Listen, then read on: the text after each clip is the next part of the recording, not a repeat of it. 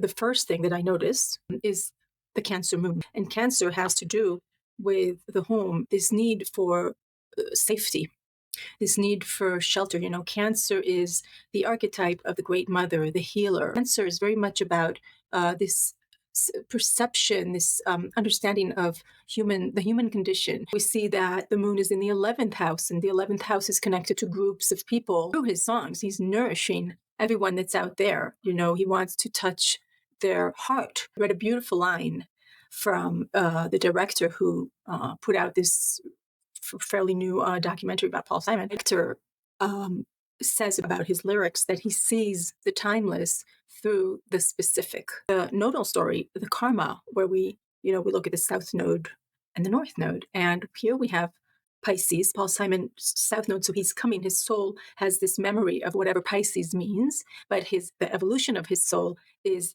Virgoan. Now, Pisces is the timeless. It's the idea that we're all one, transcending the ego of me through the specific, which is Virgo.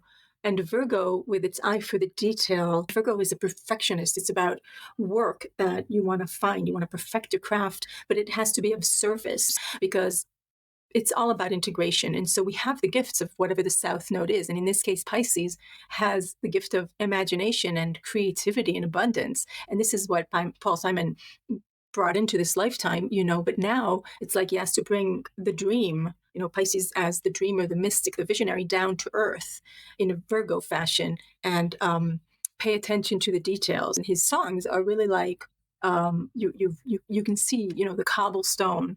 There's these little conversations. They're sitting in the train or on the bus. I don't remember an American tune. Kathy, I'm lost, I said, though I knew she was sleeping. And they're talking to each other, pass me the cigarette. It's like we smoked the last one an hour ago. The song the story takes us through these specific or sort of detailed, sort of everyday Virgo situations. As a singer-songwriter, you would expect Mercury to be very strong in the chart, and it is.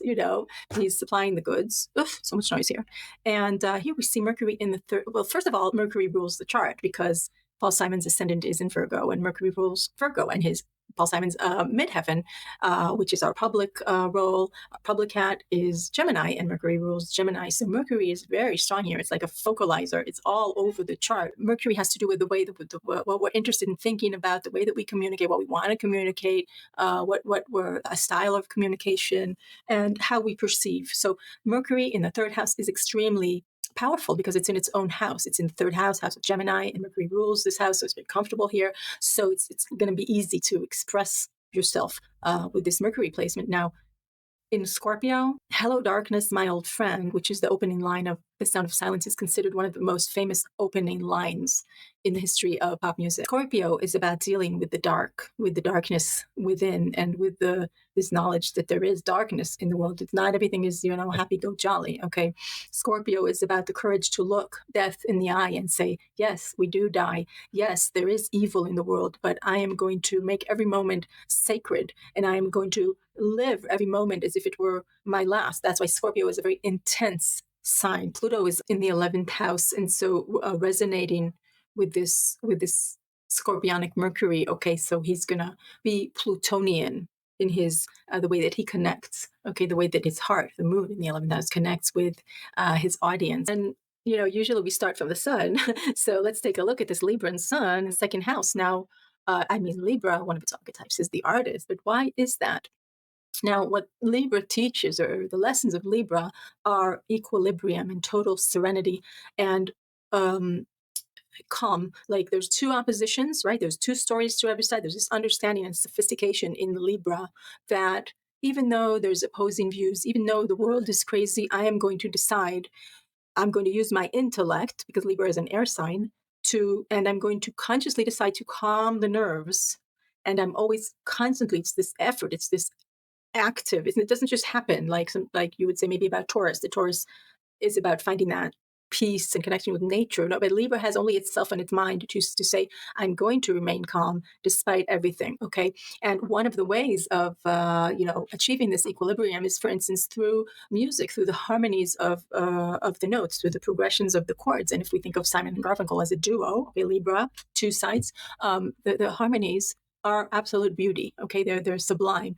And when you're in that mode, you become calm. Paul Simon says in an interview that when he's singing his music, he's expressing, his heart, and then he feels a sense of relief, of a release of the tension. Has this Virgo rising, and Virgo can be very judgmental. Okay, so Virgo is constantly working on itself, and Virgo is also a sign that's connected with work. It's not a mellow sign. Okay.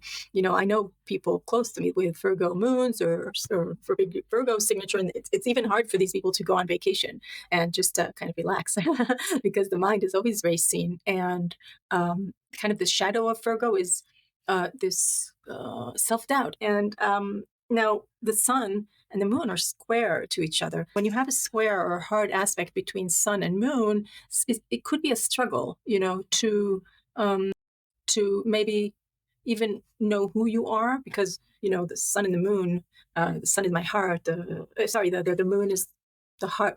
People are making so much noise. The moon is instinctive. The sun is, it's more about planning and what am I going to be when I grow older. Now the sun really is our key to our sanity. The moon is our key to our happiness.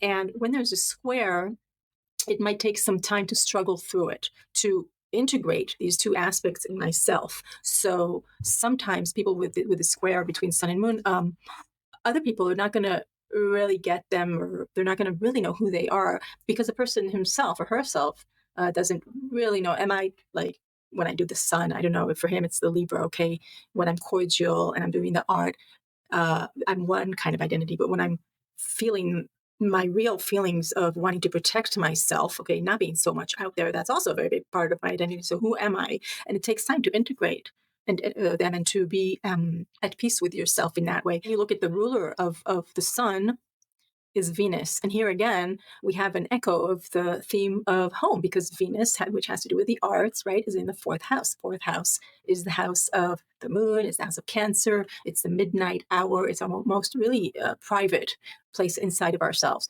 And it has to do with our roots, with our ancestors, with the way that we perceived our surroundings when we grew up. Okay, so that's where his artistic inspiration, I think that's where he gets the download. It's going to be deep, very deep, and very sensitive.